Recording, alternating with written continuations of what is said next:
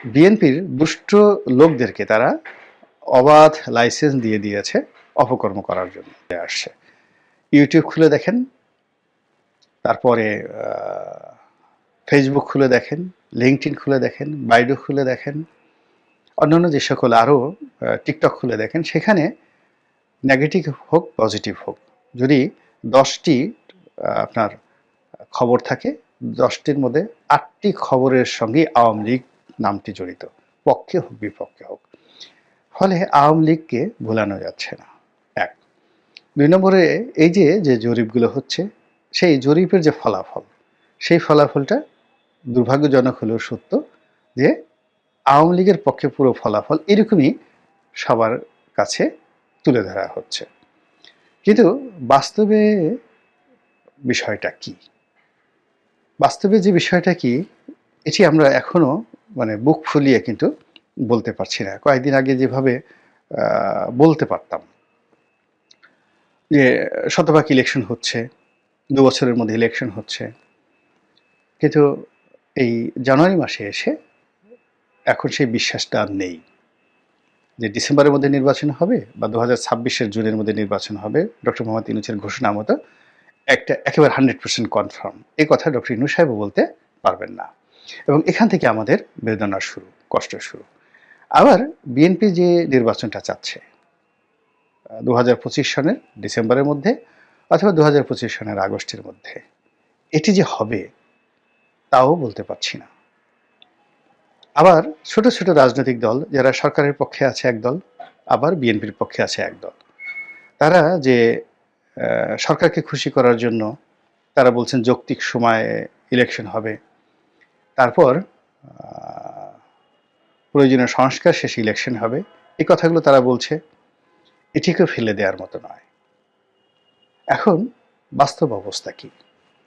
বাস্তব অবস্থা হলো যে সরকার সংস্কারের নামে যে প্রশ্নগুলো উত্থাপন করেছে, এতে পুরো পরিস্থিতি জটিল হয়ে পড়েছে।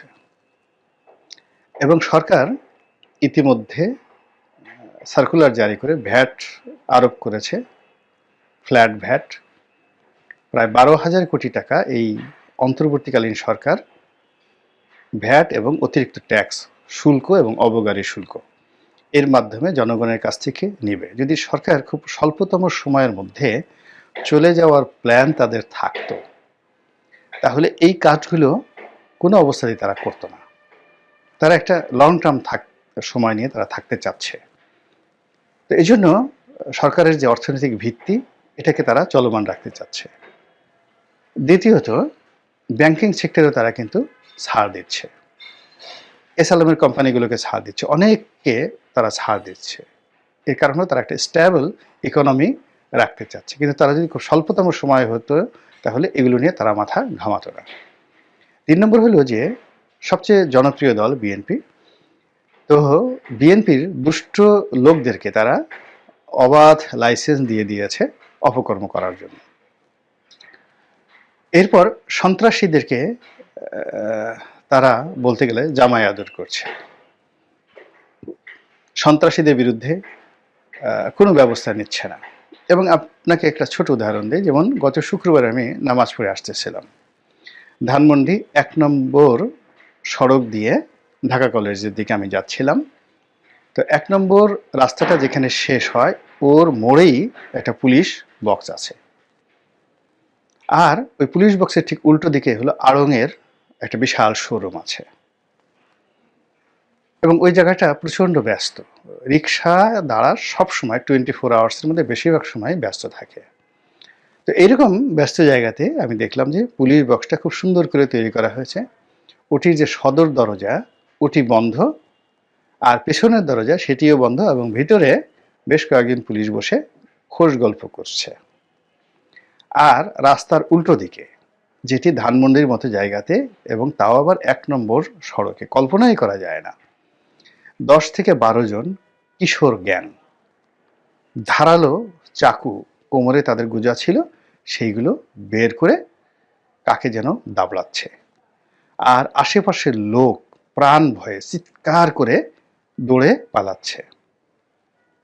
কেউ একটা টু শব্দ করছে না, আর ওই যে ঘটনাগুলো ঘটছে তার থেকে জাস্ট রাস্তার উল্টো দিকে 30 ফিট দূরে বা 40 ফিট দূরে পুলিশ বক্স। পুলিশ সেদিকে কোনো খেয়াল করছে না। তো বুঝেন যে আইন শৃঙ্খলাটা কোন পর্যায়ে আছে। একজন অভিযোগ করে বলছিলেন যে তার দোকানটা লুট হয়ে গেল। বিরাট একটা দোকান, ধানমন্ডি ২ নম্বর সড়কে সিটি কলেজের সামনে একটা খুব বড় ফার্মেসি, ওষুধের দোকান। তো তিনি অসহায়ের মতো চিৎকার করে বিভিন্ন মানুষের কাছে সহযোগিতা চাইতে গেলেন, দোকানের মালিক, এবং সেনাবাহিনীর কাছেও গেলেন তিনি।